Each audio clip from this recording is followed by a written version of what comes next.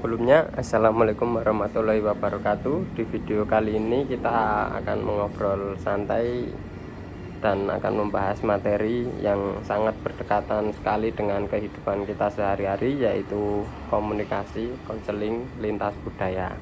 Materi ini penting apalagi kita hidup di lingkungan yang penuh dengan perbedaan. Nah, baik teman-teman, yuk kita bahas pelan-pelannya. Nah, baik teman-teman, secara sederhana komunikasi lintas budaya ini adalah komunikasi yang terjadi antara orang-orang yang memiliki latar belakang budaya yang berbeda. Bisa jadi beda suku, bahasa, kebiasaan, cara berbicara, bahkan cara menyampaikan perasaan. Nah, misal ada yang kalau berbicara itu langsung ke intinya atau to the point, ada juga yang lebih halus dan pelan-pelan. Nah, perbedaan ini biasanya dipengaruhi oleh budaya. Kenapa sih komunikasi lintas budaya itu penting? Karena kalau kita tidak memahami perbedaan budaya, komunikasi ini bisa jadi salah paham.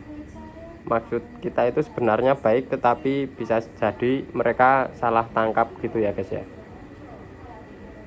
Dalam dunia konseling, komunikasi lintas budaya ini jadi sangat penting. Komunikasi yang baik bisa bikin konseli merasa nyaman, merasa dihargai, dan akhirnya mau terbuka untuk bercerita atau menceritakan masalahnya. Dalam komunikasi lintas budaya ada beberapa hal yang perlu kita perhatikan.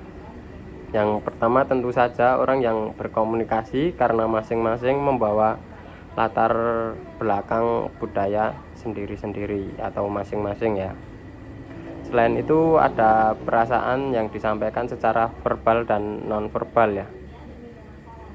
Nah, untuk yang verbal itu biasanya lewat kata-kata, sedangkan non-verbal itu lewat ekspresi wajah atau gerakan tubuh. Bisa jadi juga nada suara, bisa kontak mata juga ya teman-teman. Baik, perlu kita ketahui makna komunikasi nonverbal itu biasanya berbeda di setiap budaya. Contoh, di beberapa budaya menatap mata lawan berbicara itu dianggap sopan, tetapi di budaya lain justru bisa dianggap kurang sopan atau menantang lah. Begitu juga dengan sikap diam. Diam itu belum tentu berarti nggak mau berbicara ya, atau tidak bisa berbicara, tetapi bisa jadi bentuk kehati-hatian atau rasa hormat, atau dia sedang berpikir. Selain itu ada juga hambatan dalam komunikasi lintas budaya seperti perbedaan bahasa, prasangka, dan perbedaan norma sosial. Kalau hambatan ini nggak kita sadari, komunikasi bisa jadi canggung dan bahkan bisa menimbulkan konflik. Makanya penting bagi kita untuk mempunyai sikap terbuka dan mau belajar memahami orang lain. Nah, dalam konteks konseling, peran konselor sangat penting. Konselor perlu menggunakan bahasa yang mudah dipahami oleh konseli, tidak menghakimi, dan benar-benar mau memahami sudut pandang konseli dari latar budaya mereka. Misalnya, ketika konseli lebih banyak diam dalam saat sesi konseling, konselor tidak boleh langsung beranggapan negatif. Jadi bisa jadi dalam budaya mereka atau budaya konseli itu diam adalah bentuk rasa hormat atau sopan santun. Nah, materi ini juga didukung sebuah artikel tentang komunikasi lintas budaya dalam masyarakat multikultural Indonesia. Artikel tersebut menjelaskan bahwa pemahaman budaya sangat membantu agar komunikasi terjadi lebih efektif dan tidak menimbulkan kesalahpahaman. Selain itu ada juga jurnal dari Darla Kaderdov yang membahas tentang kompetensi komunikasi lintas budaya. Nah, di dalam jurnal tersebut intinya supaya komunikasi lintas budaya berjalan dengan baik, kita perlu sikap saling menghargai, pengetahuan tentang budaya lain, dan keterampilan berkomunikasi yang baik.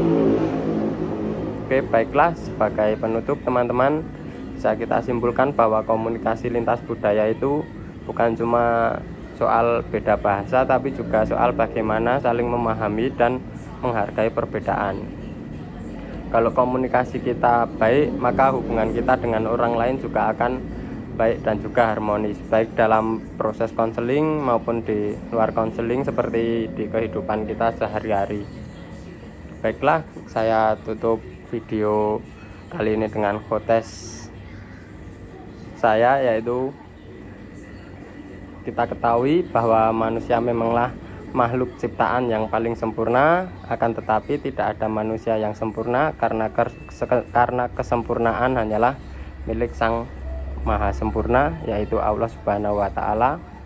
Oleh karena itu, saya sebagai manusia biasa tidaklah mungkin luput dari kesalahan. Apabila saya ada kesalahan dalam menyampaikan materi di video kali ini, saya mohon maaf sebesar-besarnya, dan terima kasih saya ucapkan kepada teman-teman yang meluangkan waktu untuk menonton video saya kali ini. Billahi taufik wal hidayah. Wassalamualaikum warahmatullahi wabarakatuh.